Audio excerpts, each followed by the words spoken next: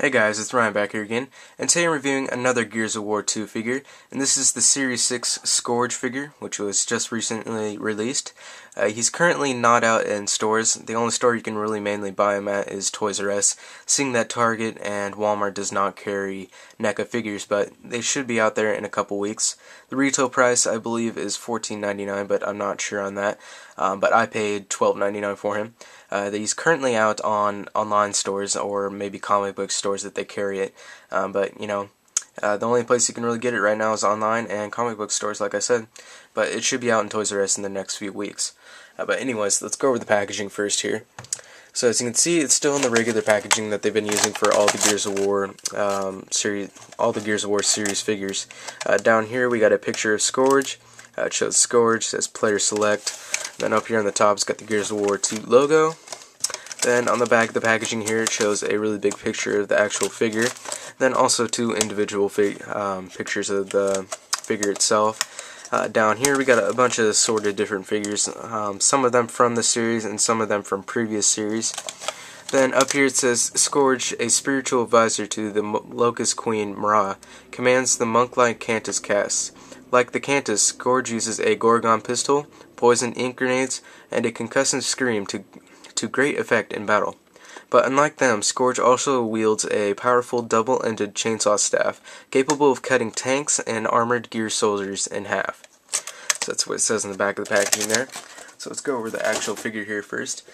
So if you saw my Cantus review, you'll notice that the figure is pretty much exactly the same. The only differences are that they added these new armor things on his forearms here, the new armor down here on his thighs, as well as his down here on his feet, and of course the head sculpt is completely different as well. And even there's some differences on the kind of the chest right here as well.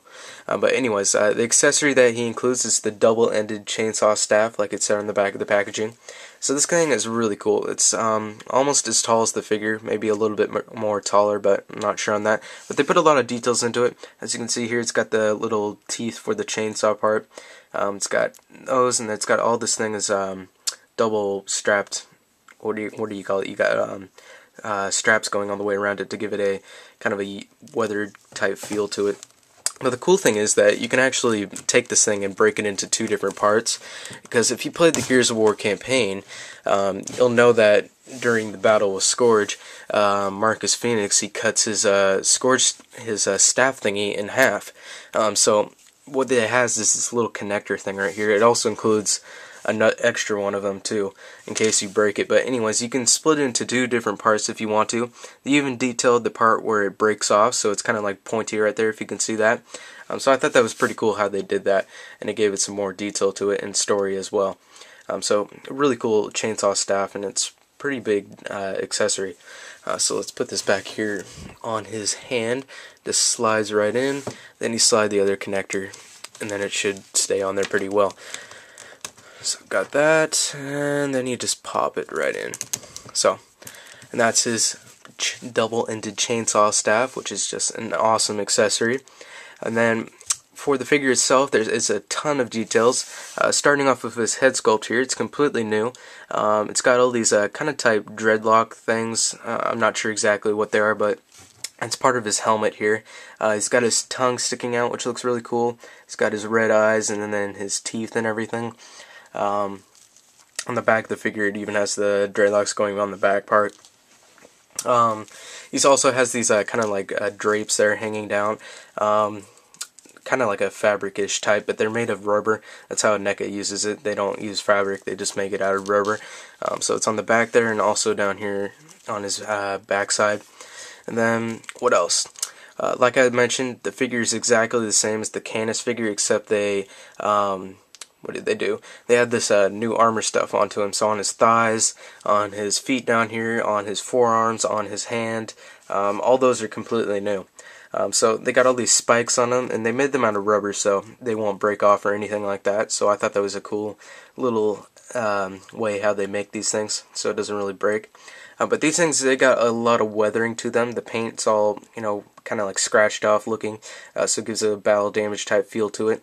And the whole entire thing is made out of rubber, so it's really flexible actually. So if you want to move the figure around with his articulation, it works pretty well. But anyways, detail-wise, there's a ton of details. As you can see all over the actual torso part, this has got the deep lines in there, and especially on his back here, it really shows it off. It looks pretty cool. But anyways, articulation for this bad guy: he has a ball jointed head, ball hinge shoulders, ball hinge elbows, then he has swivel wrist, a ball jointed waist, ball jointed hips, ball hinge knees, and ball jointed ankles.